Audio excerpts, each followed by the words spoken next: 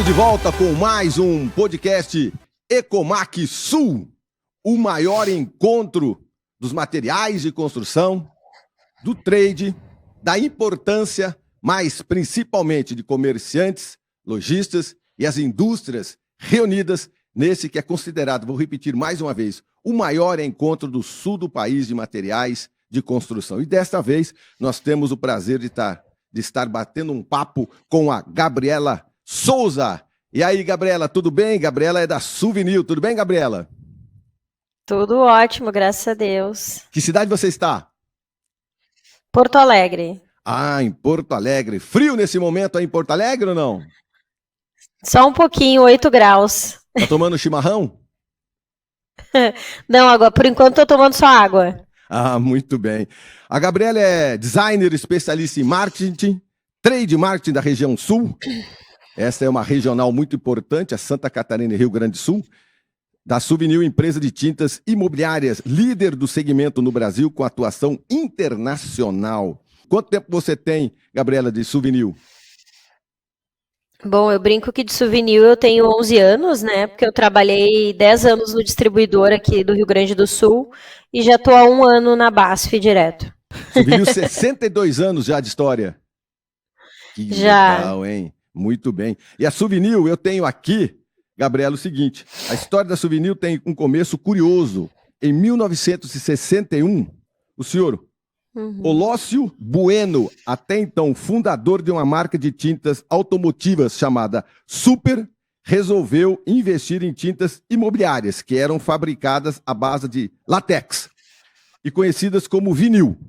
Ao criar a nova empresa, ele fez o que muitos brasileiros fazem. Ele juntou os dois nomes, usando o prefixo su, de super, e o prefixo e a palavra vinil. Nascia assim, então, a Suvinil.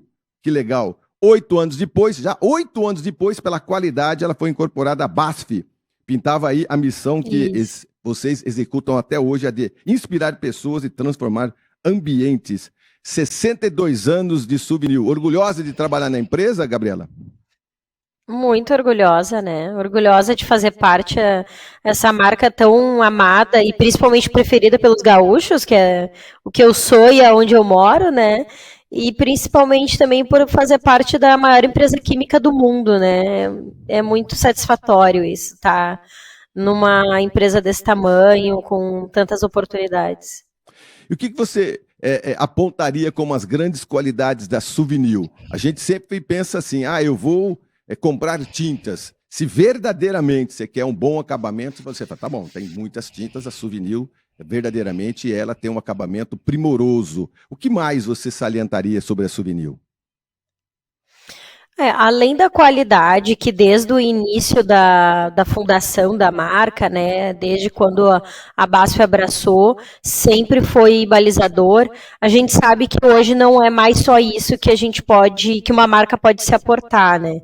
Então, além, obviamente, de toda a qualidade que tem, a gente é a empresa que mais traz inovação para o mercado, então nós somos líderes na parte de tintas sustentáveis, né? Nós temos uma linha muito farta de produtos base água, onde a gente se preocupa com todo o ecossistema envolvendo, né, a parte da tinta, o profissional, toda a sociedade realmente envolvida, né? E principalmente em facilitar a vida de toda a jornada, tanto do consumidor quanto da pessoa influenciadora, né? Então, o pintor, o balconista da loja, o consumidor final, quem compra, quem usa, né? Então, indicar para ele quais os melhores produtos, chegar numa loja, ter toda essa facilitação na jornada. Então, a jornada com o produto, na sua opinião, tem que ser facilitada. Às vezes você tem uma ótima campanha, com certeza, mas um produto que às vezes não conversa exatamente com essa linha inteira. O balconista tem que entender sobre o produto para poder passar o produto para frente, não é? Exato, e não só o balconista e o pintor, né? É importante a gente levar o consumidor final, a gente tá num segmento que ele não necessariamente ele é hábito, né? As pessoas no dia a dia não compram tinta, não reformam, não utilizam o nosso produto. É um segmento que tem muitos produtos, muita diferenciação, muita parte técnica que é desconhecida pelo público em geral. Então, a nossa obrigação, a gente toma como bandeira da marca, sempre tentar indicar da melhor maneira possível a informação chegar no consumidor final.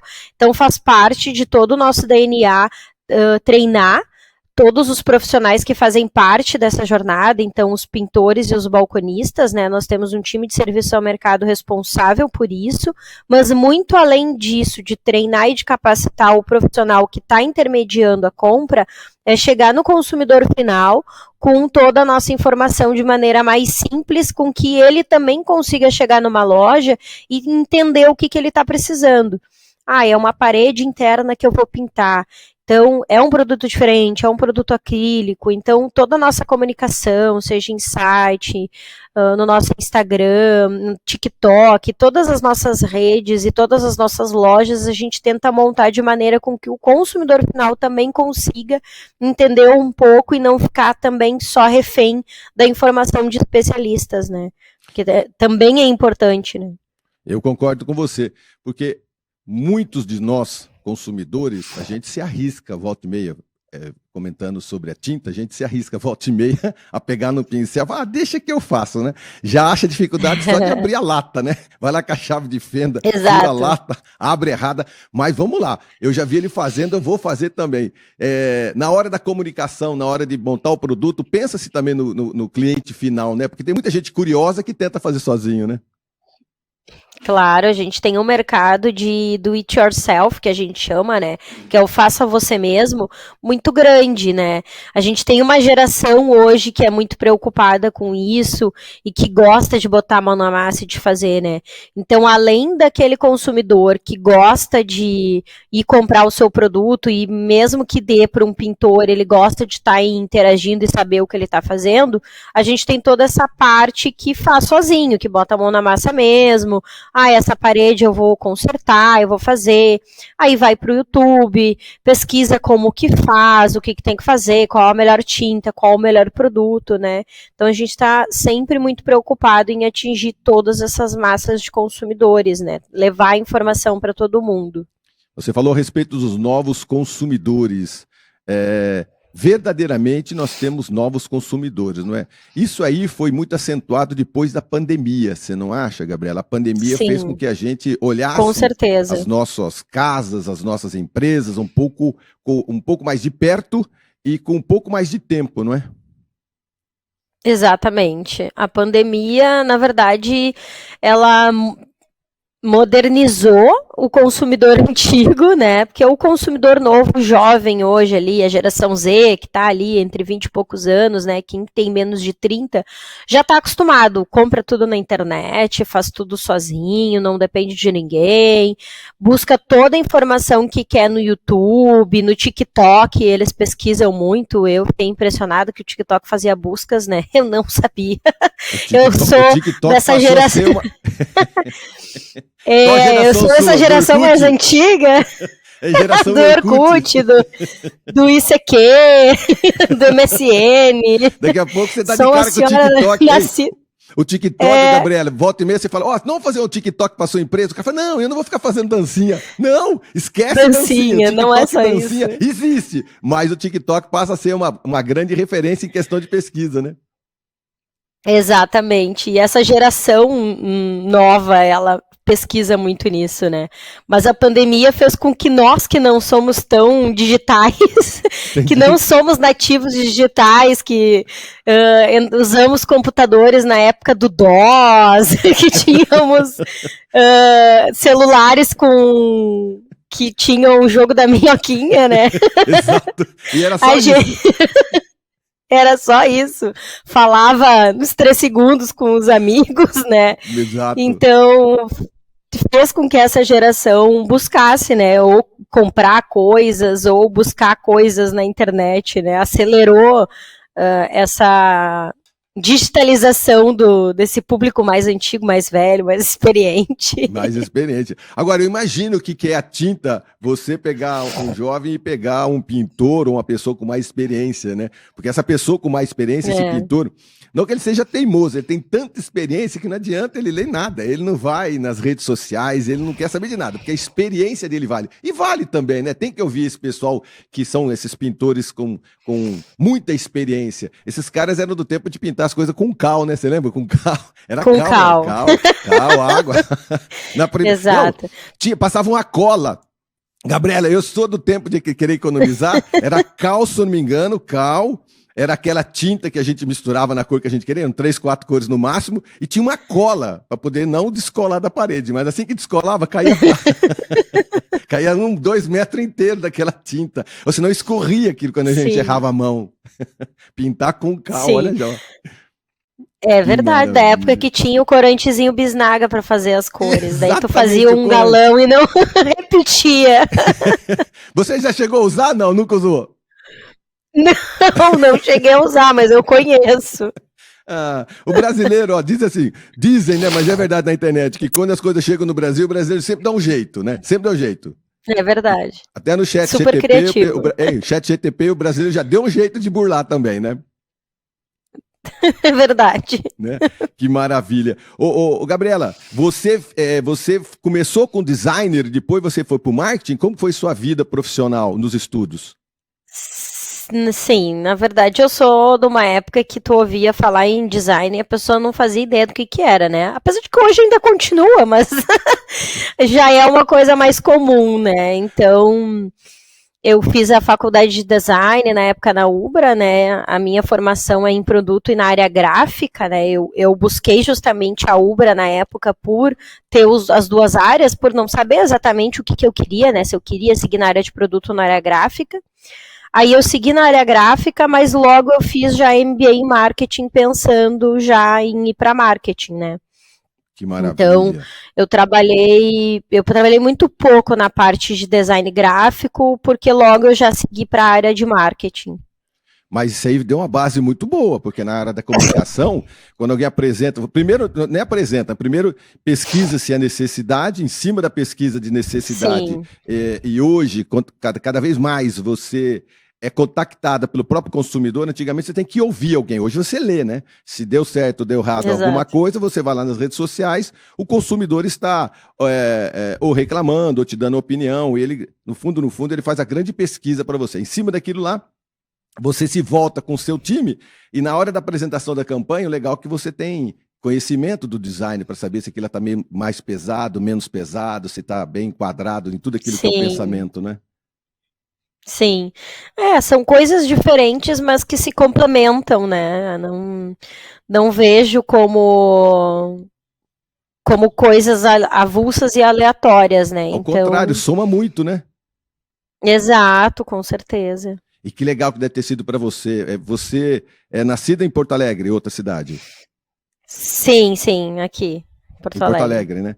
E aí nasce em Porto Alegre, vai estudar, e aí dá de cara com uma empresa grande como essa, responsabilidade sua de comunicação. É um orgulho muito grande, né? A família fica toda feliz também, né? Sim. Eu brinco que há 11 anos atrás, que foi quando eu entrei para o distribuidor, né? Eu fui para uma entrevista de emprego que era para abrir o setor de marketing da distribuidora, que eu não sabia nem do que era distribuidora. Eu cheguei lá, era distribuidora de tinta, e eu disse, nossa, eu nunca trabalhei com tinta na minha vida. Eu era aquele consumidor que não entendia nada, que não sabia que acrílico que era para parede, esmalte era para madeira e metal, né, que é o básico pra gente, mas que não diz absolutamente nada para o consumidor final. E desde então aprendi e segui a vida. A gente aprende a amar a tinta, ela entra no nosso sangue, principalmente essa tinta laranja da Souvenir. Essa energia laranja que corre no nosso sangue. Uma vez laranja, a gente brinca que sempre laranja, né? Então, é bem impactante, é bem emocional essa relação. Eu imagino, porque é bacana você andar. Eu imagino como deve ser sua vida também na hora de comunicação, né? Porque você deve andar pela cidade e você fica olhando assim, tipo, pintado com as nossas tintas, essa aqui não deve ser, aquela ali é. Tem como identificar quando você anda ou não é muito difícil? Não tem, né? Depois de pintado não tem como identificar, né? A não ser aquelas que mancham mais rápido, né? Com certeza, aquela que tu passou ali, daí daqui poucos meses tu passa de novo, ela já tá descascando, ela tá ruim, ela tá manchada. Você fala, essa não é souvenir. Essa não é souvenir. Que maravilha. Viu, eu tenho aqui uma informação que teve a fusão com a Glacurite também, não é? Isso aí, Isso, porque essa marca a Glacurite... né? Ela veio para incrementar ainda mais qualidade na qualidade que já tinha, né?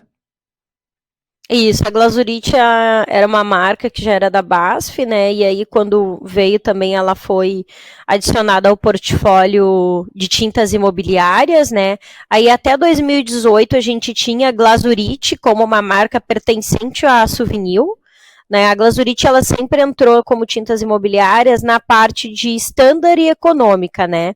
Então, a linha Premium é a linha Suvinil, linha standard e econômica a gente tinha a Glacurite. Aí, em 2018, a gente teve a mudança do nome da marca, de posicionamento, da onde a gente saiu de Glacurite para Glazu, e aí foi onde a gente tentou desvencilhar, né? A gente não consegue, obviamente, não desvencilhar, né? Não é bem essa a palavra, mas criar uma marca independente, né? Porque a gente era atrelado a muita coisa dentro de Suvinil, né? Com a marca, com até a própria relação com o distribuidor, com as marcas.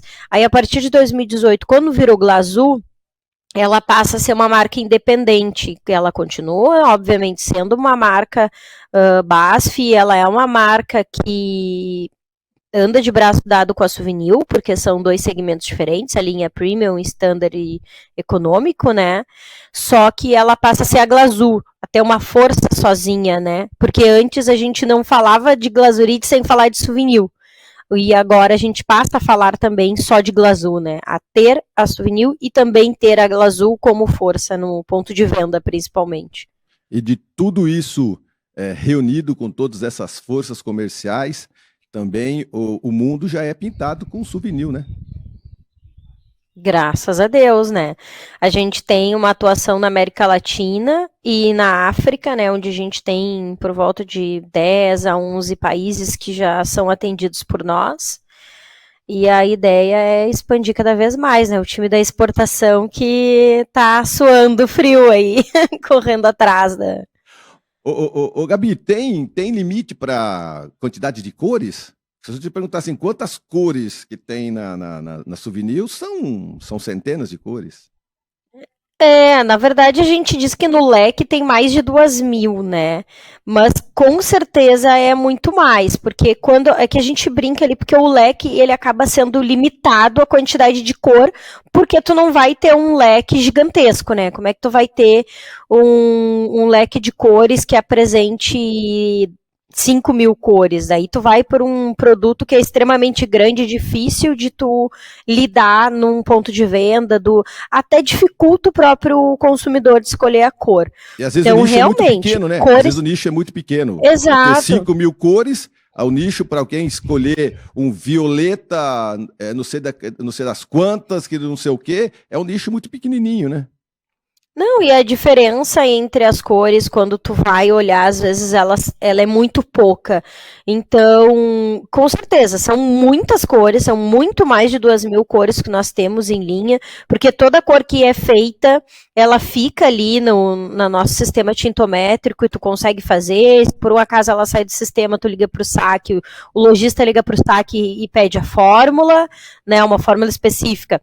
Há 10 anos atrás, tu comprou uma tinta que era o vermelho cereja e não tá mais no leque hoje, sumiu do sistema. Liga pro saque, o saque passa a fórmula, tu vai conseguir comprar a mesma cor que tu comprou há 10 anos atrás. né? A não ser que realmente, em alguns casos, é identificado que aquela cor teve algum problema de repetição de cor e ela sai de linha, mas é difícil uma cor sair de linha. Então, todas as cores estão lá, todas as cores que já foram criadas, elas estão lá disponíveis. Só que quando a gente vai para o leque, que é uma ferramenta de trabalho para escolha de cor, a gente entende que quanto menos cor a gente tiver disponível, menos também a confusão do consumidor final na hora de escolher, né? Porque quando tu vai ali para a cartelinha ali do leque, e tu vê ali amarelos, tu vai ver, a diferença às vezes é tão pouca entre elas, que causa mais confusão do que fazer o cliente decidir pela cor, né? Entendi. E o que é corzinha de moda? Sempre tem uma cor de moda, né? Todo ano, hoje, esse ano é o violeta, esse ano é o laranja, esse ano é o bege. Sim. A gente tem, e nós temos como padrão já há alguns anos, a nossa pesquisa que a gente chama de Revela, né? Então, o Revela é a nossa pesquisa de comportamento, ela é a pesquisa que é feita nacionalmente, né? A gente tem algumas empresas, e não só do nosso segmento, né? Vamos falar de todos os segmentos, que fazem a pesquisa de tendência americana ou europeia. Então, a gente tem orgulho de dizer que a pesquisa de tendência de cores que a Souvenir faz, ela é totalmente voltada para o público brasileiro, estudando as tendências de comportamento brasileiro. Né? Então a gente tem muito orgulho disso, porque a gente está tratando do comportamento do nosso povo e a gente está trazendo cores que refletem o que o nosso povo está sentindo, né?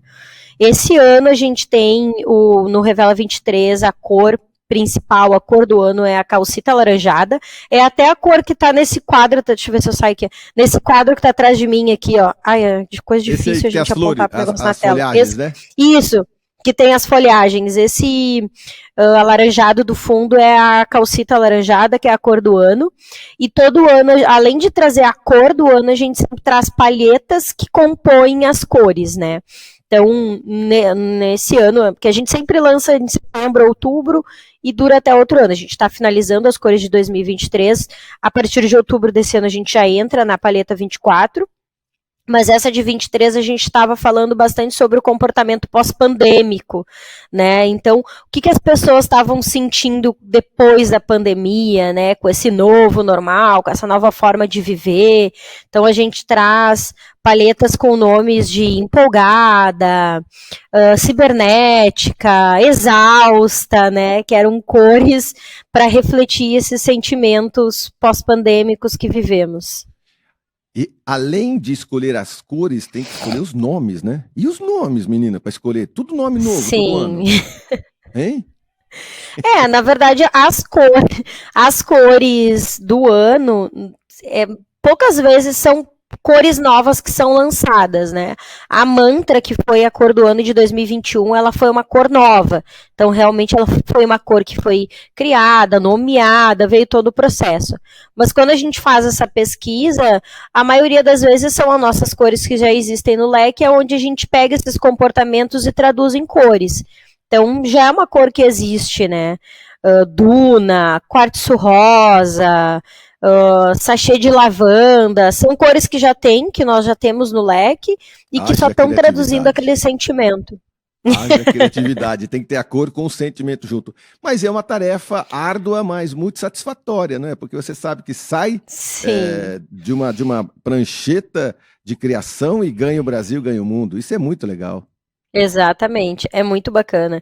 A gente tem dentro do time de comunicação as pessoas que são responsáveis por todo esse sistema do Revela, né? Então, todo o desenvolvimento da pesquisa, toda a criação dela, a tradução desses sentimentos e de todos esses comportamentos nas cores, aí a partir de que saem as cores, identificar no nosso leque quais são essas cores, né? Então, é laranja, esse sentimento está trazendo uma cor mais alaranjada, mas qual cor alaranjada? É uma cor mais terrosa, porque é um sentimento mais rústico, de trazer, de buscar mais os nossos ancestrais, né? Então, qual cor que está traduzindo no nosso leque esse sentimento, essa ancestralidade, essa rusticidade? É o calcita alaranjada. Então, além de toda a pesquisa, toda a criatividade, toda a tradução, ainda tem que pegar o leque e procurar as cores que estão traduzindo tudo isso, né? Que legal. É sociologia, antropologia, psicologia, tudo junto. Exato. Não é? As cores das suas unhas, as cores do ano? É laranja também. Não é a calcita alaranjada, mas é laranja. Estamos todos na energia laranja da Souvenir. Corre nas veias e nas unhas também, né? Nós tivemos um evento semana passada no Ibirapuera, onde estávamos todos nós, a gente apresentou toda essa energia laranja, toda essa questão de facilidade do nosso segmento, né, de facilitar a vida, né, tá fácil, tá em casa, né, então eu vesti nas unhas a energia da Souvenir.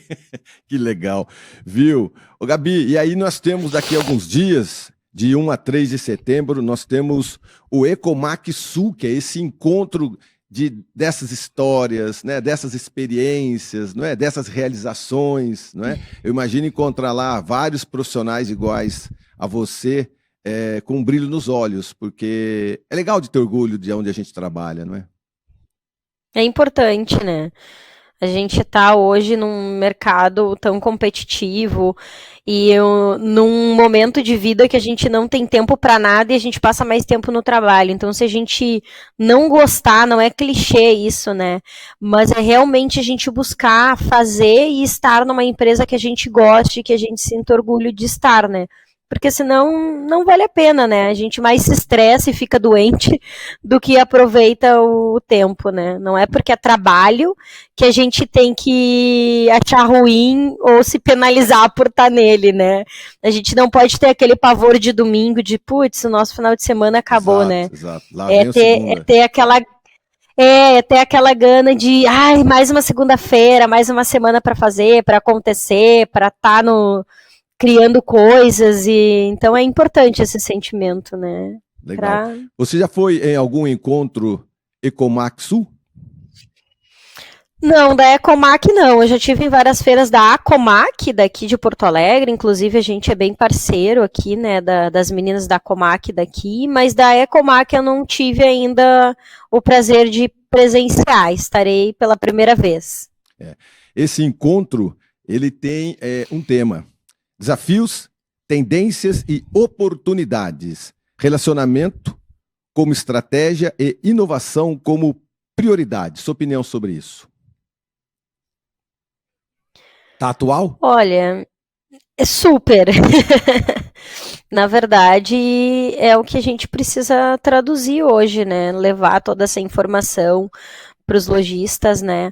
A gente vem numa batida onde é muito importante a gente trazer todas essas novas oportunidades e passar para os lojistas como o mercado tá. E é interessante quando as redes associativas nos ajudam a trazer para o mercado essas informações, né? Porque a gente sabe que a vida do empresário muitas vezes ela é corrida, eles não têm tempo de ir buscar informação, de ver novidades, de trazer toda essa proposta nova. E a gente sabe que o mercado está mudando. Porto Alegre, por exemplo, é uma cidade que está muito diferente há 5 anos atrás, se tu for comparar, para o nosso segmento principalmente. São muitas coisas acontecendo, a parte turística acontecendo com casa embarcadeiro, mais um monte de obra de revitalização que acontece dentro da cidade. E quando a gente traz para o mercado e ajuda, né, nós somos facilitadores de informação, né, tanto a indústria quanto as redes associativas, né? Eu acho que faz parte do nosso trabalho ajudar esse empresário a trazer essas novidades, a deixar ele mais próximo da realidade, a trazer oportunidades novas onde eles podem atuar. Então é bem importante a gente participar de um evento onde tenha todas essas informações. Você tocou num ponto muito interessante. A visão diferente de quando você gosta da sua cidade, quando você gosta do meio onde você vive. Marcas, empresas e produtos acabam se solidificando, não é? A cidade fica melhor quando as associações elas se manifestam. Querendo ou não, o Ecomac Sul vai reunir parte política, empresarial, comerciante, exatamente pensando no quê? Vender mais, é lógico, mas também deixar as cidades melhores, não é? Exato. Exatamente. própria, né, voltando ao exemplo que eu tenho em casa, né, a própria Porto Alegre, o Cais Embarcadeiro, a parte do Instituto Caldeira ali, que é a revitalização do 4º Distrito de Porto Alegre, e todas as outras obras que estão acontecendo de revitalização, que tornam a cidade turística hoje, porque há 5 anos atrás, se tu falasse assim, Gabi, o que eu faço em Porto Alegre? Eu tô indo aí, quero conhecer, o que eu tenho para fazer? Não tinha muita coisa, né? A gente tinha uns parques tradicionais ali, para ter uma vista bacana, mas não tinha muita coisa. Hoje a gente já tem. E isso tudo foi resultado de um pacto, né, que ele é chamado de Pacto Alegre, aonde foram profissionais, né, e foram colegas meus, né, então designers que puxaram todo esse novo movimento, esse movimento, então de buscar os empresários, buscar as universidades, buscar o governo, né, tanto o governo estadual quanto o governo municipal, de mudar. Então a gente está aqui, então o que a gente vai fazer para mudar a nossa cidade, né? Para uma das principais capitais do país e está se acabando, né? Então é super importante quando a gente consegue reunir essas forças para fazer mudanças positivas que vão gerar, depois elas vão gerar o aquecimento econômico daquele local, mas o primeiro é a revitalização do local, é trazer vida, né? Porque se tu não tem vida naquele local, tu não vai ter aquecimento econômico, né? Exatamente. Então o primeiro passo é dado através de revitalizações e de todos esses pactos que são feitos entre todas as áreas, né? Entre a área empresarial, entre a área da política, principalmente, né? Porque a gente sabe sem a força política a gente não vai muito longe, então a gente precisa estar abraçado neles, abraçado a grandes instituições de ensino, que muitas vezes vão trazer todo esse público jovem, toda a força das instituições para gerar todo esse aquecimento, né, toda essa vida para os locais. Muito bem, e esse engajamento nós teremos na 26ª edição do Ecomac Sul, que acontece de 1 a 3 de setembro, e a gente se vê lá para a gente discutir um pouco mais esse assunto, que é muito interessante, como transformar pessoas, locais e ativações, porque só dessa forma mesmo a gente consegue transformar, no caso da Souvenir, um mundo mais colorido. Obrigado pela sua atenção. Exatamente. E pelo seu tempo dedicado a nós, viu, Gabi? Obrigada, imagina, conte com a gente e nos vemos lá no dia 1º. Maravilha, então. Obrigado. Esta foi Gabriela Souza, designer, especialista em marketing, trade marketing da Regional Sul da Souvenir, essa empresa de tintas líder do segmento no Brasil, com atuação internacional. Então não se esqueça, de 1 a 3 de setembro, lá no Costão do Santinho, com toda certeza a Souvenir estará lá colorindo ainda mais aquele local, não é verdade? Então, até o próximo podcast.